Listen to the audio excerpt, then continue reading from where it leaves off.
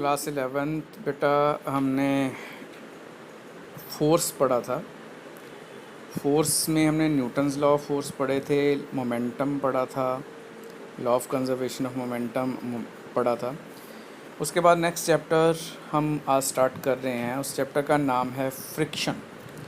तो फ्रिक्शन के बारे में भी आपने 9th क्लास में थोड़ा बहुत पढ़ रखा है। फ्रिक्शन क्या चीज़ होती है?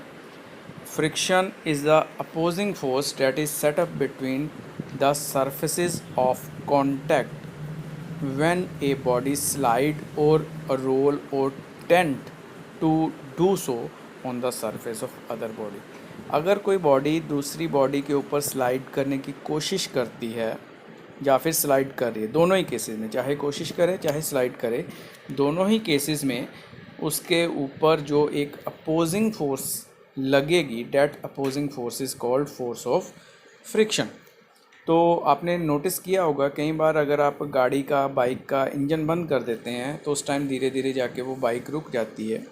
साइकिल के ऊपर भी अगर आप चलते हो, उसके पैडल मारना बंद कर देते हो, यानी अपनी तरफ से फोर्स लगाना बंद कर देते हो, तो धीरे धीरे वो साइकिल रुक जाएगा। सिमिलरली घर में अगर पंखे की एग्जांपल लेते हैं तो बिजली का स्विच बंद कर देते हैं तो थोड़ी देर बाद वो पंखा जो है वो अपने आप बंद हो जाता है।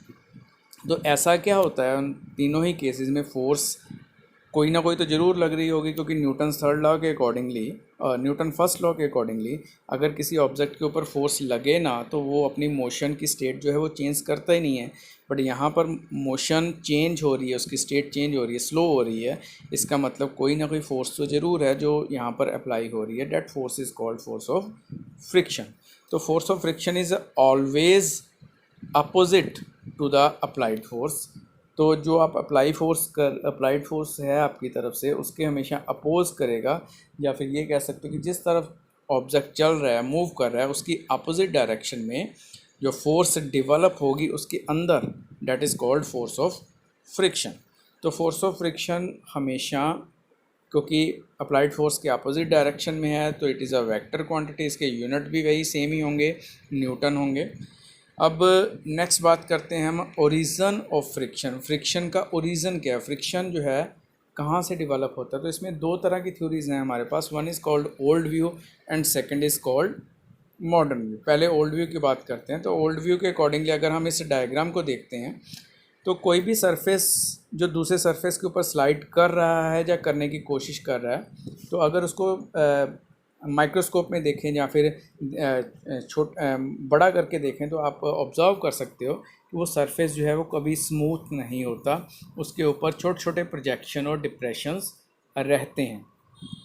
तो ये प्रोजेक्शन और डिप्रेशन जो हैं वो एक दूसरे के साथ इंटरलॉक हो जाते हैं, जैसे इस डायग्राम में दिखाया हुआ है। तो इस इंटरलॉकिंग की वजह से कोई सरफेस, जैसे यहाँ पे इस एग्जांपल के अकॉर्डिंगली ए जो है वो बी के ऊपर आसानी से स्लाइड नहीं कर पा। स्लाइड करने के लिए वो दो ही काम कर सकता है, या तो इन बी के प्रोजेक्शंस के ऊपर क्लाइंब कर जाए, तो या फिर दूसरे केस में उसके प्रोजेक्शंस को अगर ये तोड़ देता है तो ऐसी सिचुएशन में वो उसके ऊपर स्लाइड करना शुरू हो जाए। और दोनों ही केसेस में आपको एक्स्ट्रा फोर्स चाहिए होती है इन प्रोजेक्शंस को तोड़ने के लिए या फिर क्लाइंब करने के लिए। So this required force is called force of friction, जिसकी वजह से वो उसके ऊपर मूव कर पाएगा।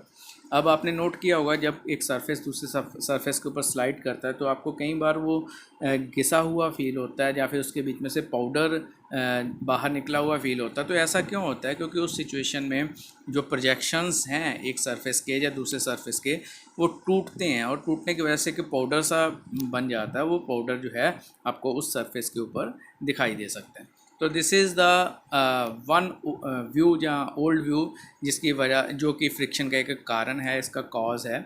बट आप इस कॉज के अलावा जो है एक मॉडर्न थ्योरी और आ गई। मॉडर्न थ्योरी के अकॉर्डिंगली क्या है कि इसने ऑब्ज़र्व किया कि अगर आप सरफेस को एक्स्ट्रा स्मूथ कर देते हो या पॉलिश कर देते हो, एग्जांपल आप ले सकते हो जैसे एक ग्लास के ऊपर एक ग्लास का सरफेस है, तो उसको स्लाइड करवाने की कोशिश करते हो तो वो आसानी से स्लाइड नहीं कर पाता। इसी तरह से आपने देखा होगा कि एक नया पॉलीथीन का अगर आप लिफाफा लेते हो तो उसको खोलने में मुश्किल होती है, आप अपने हाथ से उसको स्लाइड कर, दोनों लेयर्स को स्लाइड करवाने की कोशिश करते तो वो नहीं हो पाती। तो ये यहाँ से एक चीज़ आपके सामने आ रही है, वो ये है कि अगर सरफेस स्मूथ भी हो तो ऐसी सिचुएशन में भी फ्रिक्शन जो है वो कम नहीं होता, वो फ्रिक्शन ज़्यादा होता है। तो मॉडर्न व्यू के अकॉर्डिंगली इसी चीज़ को एक्सप्लेन किया गया। उसमें क्या बोला कि अगर सरफेस बहुत ज़्यादा स्मूथ होता है तो उसके जो एटम्स हैं या फिर मॉलिक्यूल्स हैं एक सरफेस के और दूसरे सरफेस के, वो एक दूसरे के साथ काफ़ी क्लोज आ जाते हैं, और एक दूसरे के बहुत ज़्यादा क्लोज आने के बाद उनके बीच में इंटरमॉलिक्यूलर इंटरेक्शन शुरू हो जाती है। तो इस इंटरमॉलिक्यूलर इंटरेक्शन की वजह से एक सरफेस जो है वो दूसरे सरफेस के ऊपर अच्छे से स्लाइड नहीं कर पाता, बिकॉज़ वो एटम जो हैं वो दूसरे एटम्स या मॉलिक्यूल, एक सरफेस के मॉलिक्यूल दूसरे सरफेस के मॉलिक्यूल को अट्रैक्ट करते हैं और उसको अपने से दूर जाने से रोकते हैं। तो ये भी एक रीज़न बनता है मॉडर्न व्यू के अकॉर्डिंगली कि जिसकी वजह से फ्रिक्शन है, क्योंकि एक सरफेस के मॉलिक्यूल दूसरे सरफेस के मॉलिक्यूल को अट्रैक्ट करते हैं, उनके साथ इंटरेक्शन होती है और वो उनको अपने से दूर जाने से रोकते हैं। ये किस केस में होता है? अगर सरफेस अल्ट्रा स्मूथ हो, और अगर सरफेस स्मूथ नहीं है तो ओल्ड व्यू जो है, जो ओल्ड थ्योरी है, वो एप्लीकेबल अच्छे से हो पाती है। बट अगर सरफेस जो है वो हाईली स्मूथ है तो वहाँ पर मॉडर्न थ्योरी या मॉडर्न व्यू जो है वो ज़्यादा अच्छे से एप्लीकेबल होता है। तो इन दोनों चीज़ों को आपने पढ़ना है यहाँ से। इसके बुक के पेजेस में आपको अलग से सेंड कर दूँगा, आपके पास अब बुक्स भी हैं तो वहाँ से भी पढ़ सकते हो। तो मॉडर्न व्यू, ओल्ड व्यू को और फ्रिक्शन की जो डेफिनेशंस हैं इसको अपनी अच्छी तरह से करना है अपनी कॉपीज़ के ऊपर।